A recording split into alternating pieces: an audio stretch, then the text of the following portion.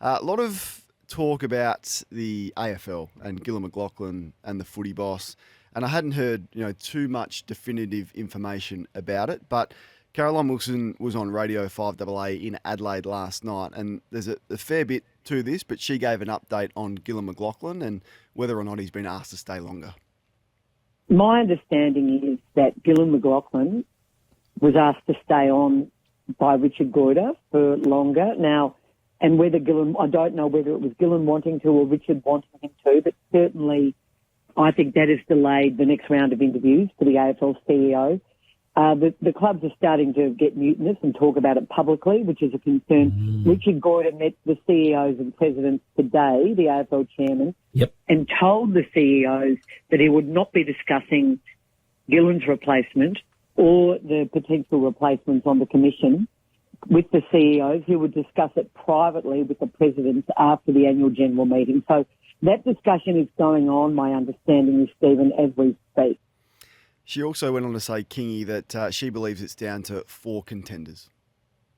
Now, we know that next week there's going to be Brendan Gale, Andrew Dillon, probably still the favourite, and Travis Ord being interviewed for Gillon's job. We know, we're pretty certain that Tom Harley and Dave Matthews are out. Okay. Simon Garlick, strongly rumoured to be coming in as head of football. That's the rumour at the moment. But there is one more contender for Gillon's job, and that is Kylie Rogers. Right. She is also hit into the final 4. So there you have it. I hadn't heard Simon Garlick's name mentioned as the head of football, Kingy, but the more you think about it, the more that makes sense. But there's just reading clubs are frustrated by this and the fact that Richard Goyder has asked Gillon to stay on longer. I mean, what are we doing?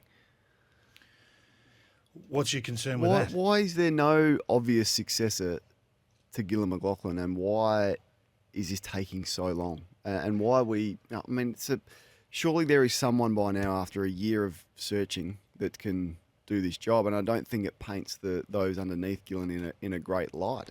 Do we need to cut the cord and move on now? Why can't they just be great candidates that are hard to separate? No, I get that, but why do we need Gill to stay on longer? I think they're all great candidates, and I'm sure they'll do a terrific job. Now, they're not Gillon McLachlan, but it feels like Richard Goyder can't separate himself from Gillon McLachlan. I mean, his admiration for him has been well documented, but it's time for him to say, all right, done a great job, wants to go, let's find the next Gill, and it's going to be a different version of that, and he's going to do it in a different way. I feel like it's becoming a little bit farcical. We're 6 days out from the start of the season, we don't have a head of footy. Now that's a problem, and that. But I understand you can't have the a head logic. of footy until you get a CEO. Exactly. So one domino's got to fall before the other. So does he have to see out the Tasmanian expansion situation and the Alistair Clarkson? How long's that going Chris to be, Fagan? though? Like, that could be years. Like, the second point, I think Tassie will be sorted before then, but the second point who knows how long that was supposed to be done before Christmas. That's not, it didn't happen, and it feels like it's going to drag on right throughout the season. So I just feel it's time for him to move on and make the call on who takes over. But anyway, it's frustrating. I know the clubs are frustrated by it. 1300 736 736. I think Simon Garlick's a good selection. It's though. good, yeah. I like that. I was at a loss as to work out how do you drag someone out of a club right now? Well, it's an awful position to be in. We've seen when you impact clubs' ability to win premierships when you take someone of significance. And you're talking about guys like a Jason McCartney or a Justin Lepich or that sort of level of intel dragged from your football department. So I think this is a good get. All right, Kingy, we're not going to we're going to put our people out of our misery. We're going to get to your top 8 because you've been holding off on this. I have not. You've been holding off. You didn't want to reveal it. You've said that there's one change. Please take us through how the top 8 will finish in your eyes this year. Well, I love Melbourne's pre-season. I think that they're absolutely primed to go deep early. again. Yeah, I love the attitude to their pre-season. So I think that they're going to be there when the whips are cracking. Brisbane have got the best list in the competition. If they can match that with some intel late in the piece and start winning those small margin games at the end of the year, they'll be there. I'm a huge Richmond believer. I still think they've got the system that most teams struggle to stop. The additions of these two midfielders, who we'll talk about later more specifically, but Richmond have never relied on winning clearance to become a contender. They've been the intercept kings and the punish on turnover. Now Damien Hardwick has another facet, another way to win. So they're 3 for me. And I've got Collingwood. I'm maintaining the faith on Collingwood. Everyone's jumping off Collingwood. They're saying, they won 9 of 10 close games. Well, how many are you supposed to win? You think they can win the whole thing, right? I think they can win the whole thing. I think a little bit of luck. They've got star factor talent.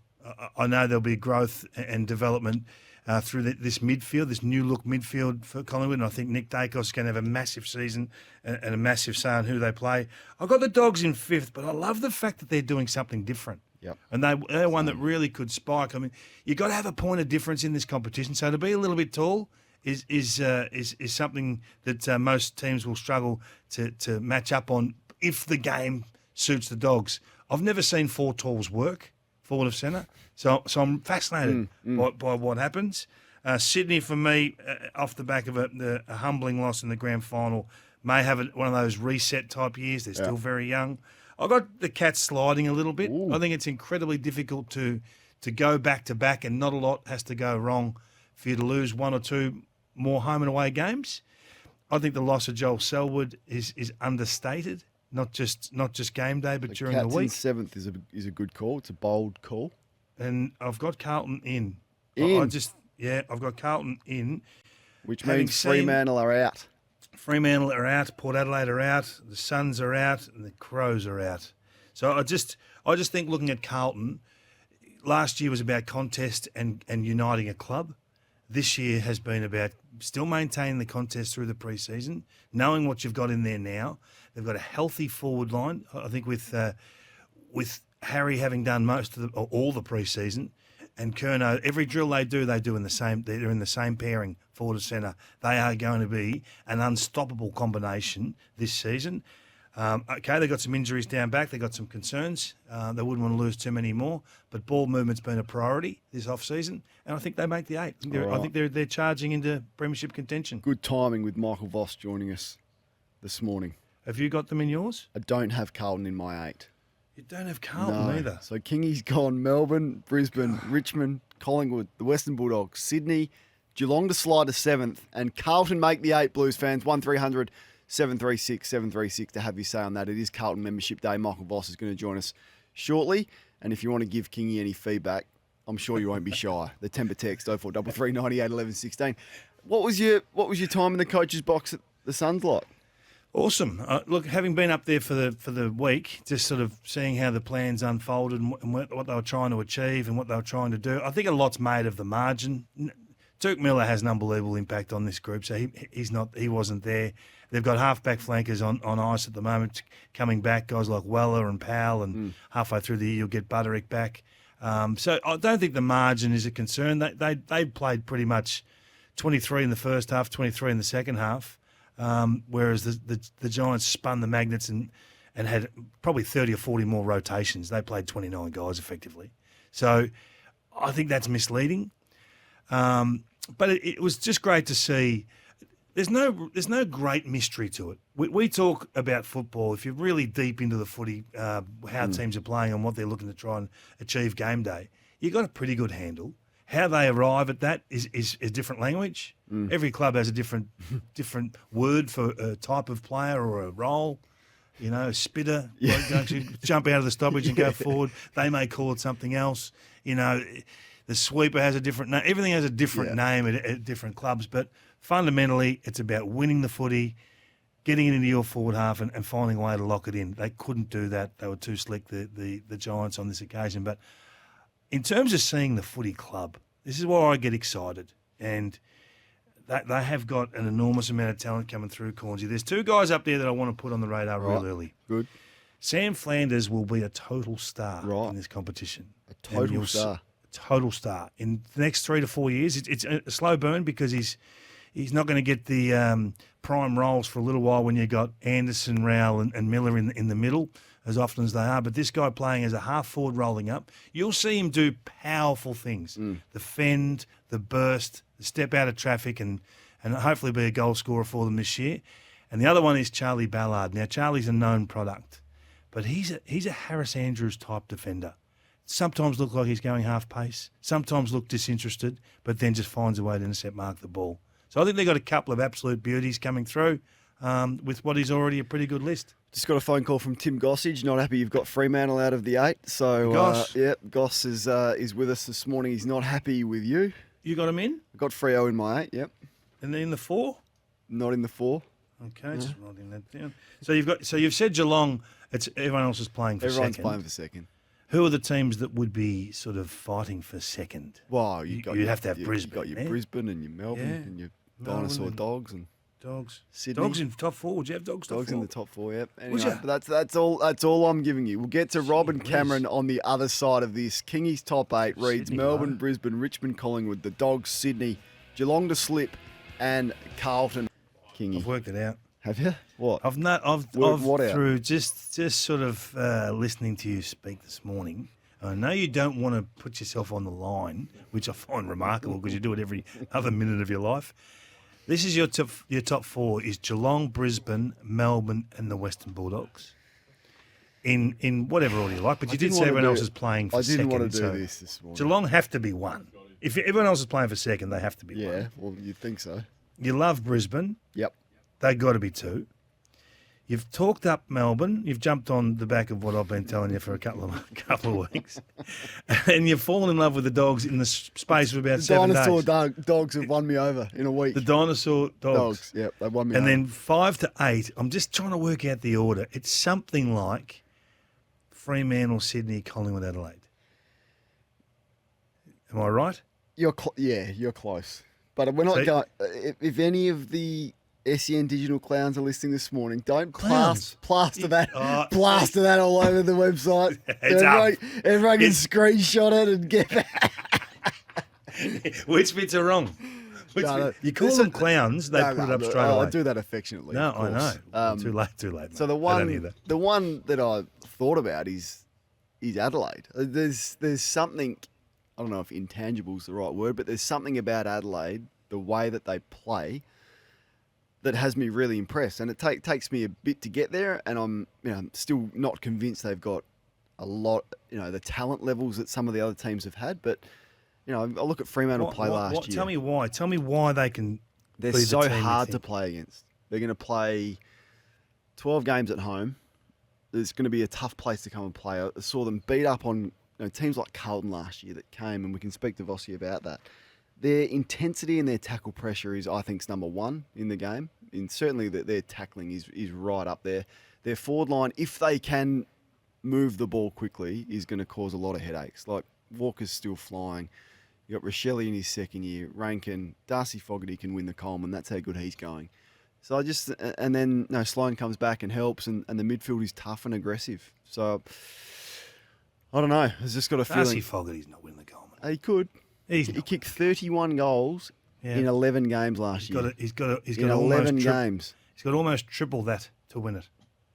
Do you No, think he's- you no, think he's he got can to kick double- 70? He's got to double that. Kerno won 60 it. won't win it. Well, Kerno won it with 64. That's what I said. 64. You said 60 60 doesn't won't win beat it. 64. So he's kicked I think- 31 in 11 games in a side that finished 14th. I'll tell you what. I'll shout you to your only long lunch for the year if Fogarty wins it in any time. You pick a restaurant. You pick the time. I'll lock in Harry Mackay. Everyone's talking about Charlie Curnow. Harry has not missed a beat this pre-season. You've been sucked into having Vossi on the radio this morning. You got Carlton in your 8. You got Harry Go Mackay. and watch him. I'll go and watch You him. got Harry Mackay winning the Coleman. But that's a big. I mean, that's a big preseason call. I'm not saying that it's a lock that Fogarty's going to win the Coleman, but Confuse he me sometimes. could win it. What do you mean? Confuse me. He's I mean, kicked you talk- 31 goals in Adelaide- 11 games. You're talking up Adelaide. They got Sloan and Walker. Effectively, that's Cochin and Rewalt. No, well, Walker is playing much better football than Cochin. Is Sloan? Well, Sloan didn't play last year. He's coming off a knee. His pre-season's been much better than Trent They're Cochin. the same. No, Trent. His That pre-season those has been pairings much are the same. better. Walker is playing much better football than Revolt, and Sloan didn't play last year, and his pre-season was better than Cochin's. Is all I'm saying. But anyway, we'll wait and see. It's all opinions, Kingy. I didn't Love want 'em. to do this morning, and you forced it know. out of me. What's on your agenda, Kingy? Well, just work with me here, okay? I've done some research on this. And I believe if Damien Hardwick wins the premiership in 23, he would overtake Alistair Clarkson as the best AFL coach we've seen since Norm Smith the last 50 years. So that he would go to Four Flags alongside Alistair Clarkson, but I believe he's done it with less. I've done the research. There's been less top 10 picks. There's been less top 20 picks. They didn't have when Clarko, and this is no slight on Alistair at all, and it shouldn't be received that way because we're talking about the pointy end of the coaching fraternity, okay? The top guns, if you, for want of a better term. But Clarko coached for 17 years, 5 grand finals, 4 flags. It was done through an area where there was challenges with the two new franchises coming in. We had compromised drafts. We had free agency, which they come in and scoop the pool on. They force clubs to trade ahead of time. Players like Gunston, he'll walk, he'll come to us. We better get a trade done. Brian Lake and there's a whole host of players. But so they cashed in their draft selections through that period and got known products such as Brian Lake, McAvoy, David Hale, those sorts of players. So they were very smart. And the tactical nous of Clarkson added to that through that period realised itself into 4 premierships. 13 years at Richmond, 3 grand finals, 3 flags, okay, and done it with less. Yes, they have traded towards the end with Prestia and obviously getting the free agency of Tom Lynch have had a big impact on that at the right time.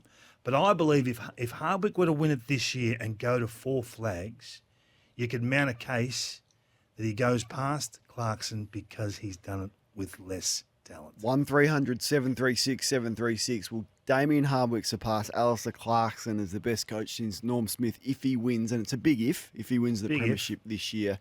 Your thoughts? Where does my initial thoughts were, well, if Chris Scott wins it this year, I know that's 3 instead of 4, but his home and away record is extraordinary, and the ability to stay at the top for as long as he has, I think you'd put him in the conversation as well. But he can't pass Clarkson without the stamps. Is it only premiership? Is that the only measure? I think so. I think once you've got the premierships, they have to be part of in the end of the conversation, don't they? Oh, absolutely. If you're separating they're coaches, an integral part of the conversation. But is that the only measure? And it probably is. I mean, they talk about LeBron James and Michael Jordan because he's won 6 and LeBron's got 4 that he'll never get to him unless he gets to the 6. So I get it. But if you look at the body of work of what Chris Scott has done, I mean, he's going to be right up there. But big ifs everywhere. You know, you've got to win it again this year or get to that mark. You have your say on that. It's a very interesting topic, and it's a massive endorsement for Damien Hardwick. I mean, what a coaching career that man has had. I want to put on the agenda the AFL soft cap, and Collingwood are looking to get the AFL to increase this. But there is one area of the game that's been neglected, and that is football department staff, and particularly assistant coaches. And you would have seen with your time at the Gold Coast how hard these guys work, and I don't need to explain that to you. But Kingy, the AFL executive between them earned $11.8 million. That's $1.31 million per AFL executive. That is up significantly since COVID. The AFL players are now averaging more than $400,000 per player. That is up significantly since pre-COVID. One area that hasn't increased in line with that is wages for assistant coaches and those involved in the football department staff. So is it time that we do increase the soft cap? I know it's going up a little bit, but do assistant coaches and those that work really hard in the game with the hours that they do and as many hours as the AFL senior coaches do they get rewarded enough to make sure it's a viable career path? I would have thought the $1 million they've put to the McClellan Trophy should have been absorbed back into the soft cap immediately. If you've got $1 million sitting there, that's where it should have gone. You're working these guys to the bone. They're working for unders. They're doing 1.25 jobs at minimum. Yeah. They're not doing just the normal hours. And you're breaking them. You're literally forcing people out of the industry because it's a tough existence. If the minute they can't see themselves being a senior coach, they're saying, "What am I doing here?" Yeah. These guys are high achievers. They can go and make the money that's not over the top somewhere else. So I 100% agree with you. John Longmire's huge on this. He's huge on this. And every time I talk to him, it's, hey, this soft cap's killing us. We've had to cut back on positions. And now, so they're at the footy last week doing the labour that they shouldn't be doing. All coaches having to go and, yeah. So I couldn't agree with you more. And I think they've got to find the money. It's as simple as that. The money's there. You've got to find it.